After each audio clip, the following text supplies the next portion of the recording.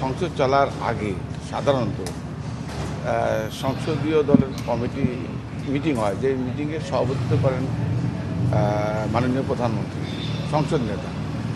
এখানে অ্যাকচুয়ালি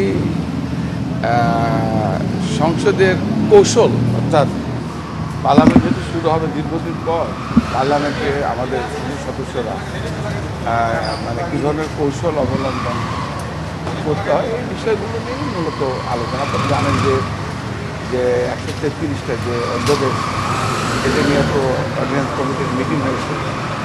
এগুলো অতদিন পাস হবে, এই সমস্ত বিষয়গুলো নিয়ে সাধারণত আলোচনা হবে। এই আর কি সংসদ নেতা এবং আমাদের যারা সিনিয়র পার্লামেন্ট সদস্য আছে একটা হয়তো দিক নির্দেশনা দেবে যে পার্লামেন্ট কোন পদ্ধতিতে হয়তো পরিচালিত হবে, এই বিষয়গুলো নিয়ে আলোচনা। রেইনবো অলরাউন্ডার এক্সটেরিয়র পেইন্ট বাড়ির বাহিরের দেয়ালের সুরক্ষা নিয়ে থাকুন নিশ্চিন্ত, সাথে পাচ্ছেন 10 বছরের ওয়ারেন্টি। আচ্ছা, হাউস কমিটির বৈঠকটাই তো মূলত 11টায়। হ্যাঁ, ওদের হাউস কমিটি মিটিং চলছে এখন। এখানে হাউস কমিটি মিটিংয়ে যেটা হয় যে আমাদের যে সমস্ত সংসদ সদস্যরা যাদের ঢাকা শহরে বাড়ি নাই, জায়গা নাই, ঘর নাই, আবাসনের ব্যবস্থা নেই, তাদের জন্য সেই সমস্ত সংসদ সদস্যদের জন্যই বাড়ি বরাদ্দের, যেটা আপনারা জানেন যে ন্যাম ভবনের যে সমস্ত আমাদের হাউসগুলো আছে, এগুলো বিভিন্ন এমপি সাহেবদের নামে বরাদ্দ করা হয়, সেই মিটিং চলছে।